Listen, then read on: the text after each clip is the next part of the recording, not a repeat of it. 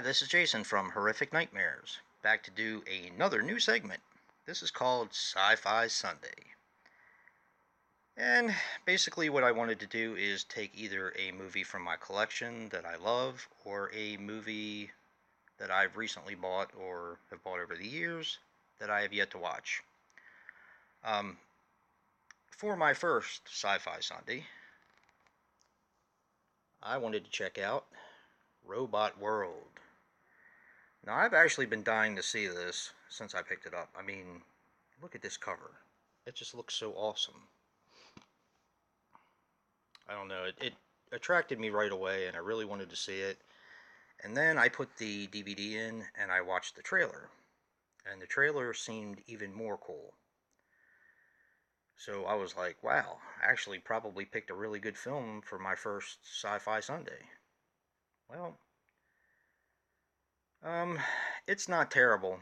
It has its good parts and its bad parts, but it is really, really slow and really, really boring.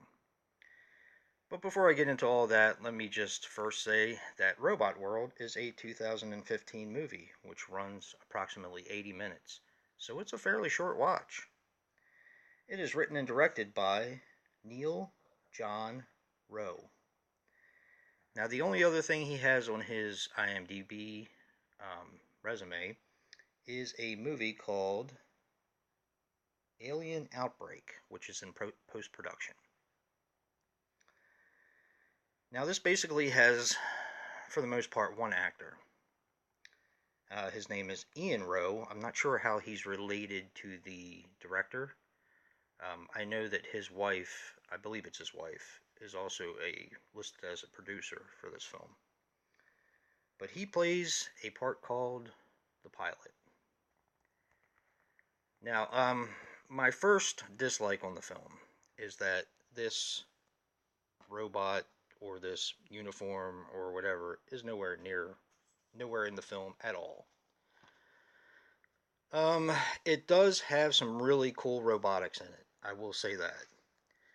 And my plot synopsis on this one is going to be so brief because not really much happens in it. It basically has one actor in the entire film, and he crash lands on a planet. Basically, they go over like a brief synopsis in the very beginning that this planet had sent out two satellite kind of satellites to a probe our planet or the planet that he's from. I kind of just gave it away, but yeah, to probe the planet that he's from and to go out and probe other planets for possible life. And it has a really cool setup because phase one of the project was, of course, um, you know, probing the planet. Stage two was reconnaissance, and stage three was a manned mission to the planet. And this is kind of like if you guys have seen The Force Awakens, it's almost like trying to think how to explain this. The satellite is almost like a teleporter, which will take you to the other spot. Um, yeah, takes you to where the other satellite is, so that you can explore the world. So it's almost like a teleportation. It's like a light year passage or something or other. So the pilot lands on this planet, and all he finds are robots. And there's not that many, although the robotics is cool. You learn a little bit more about the world that he's on, and that's basically all I can say. Now, a couple more dislikes about the film. Like I said, it was very slow, and I was playing it in my Xbox, and I don't mean this to sound like a rant. I just thought it was kind of funny. I kept having to turn on the Xbox in order to keep the film light.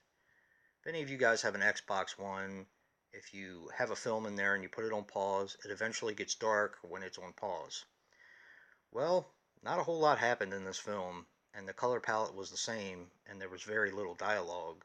So my Xbox must have thought it was on pause the whole time.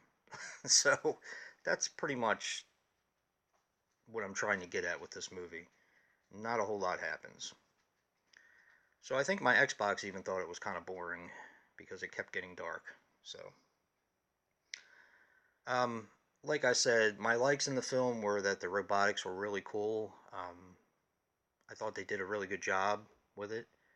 I just thought that this movie could have been so much more. Um, they could have really done a lot more with it. I understand it's supposed to be low budget, but you can do more with a story without. I don't know. I just thought they could have done a lot more with it. Now, a couple interesting things about the film. This won Best Feature Film at the Unreal Film Festival in Texas. Best Directing at the Hyperdrive Film Festival in the UK. This is a UK film, by the way. Uh, Best Feature VFX at the Otherworld Film Festival in Austin.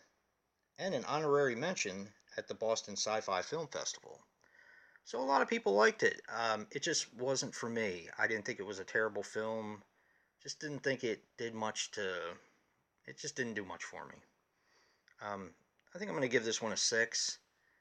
There is decent qualities in the film, but it was just kind of meh.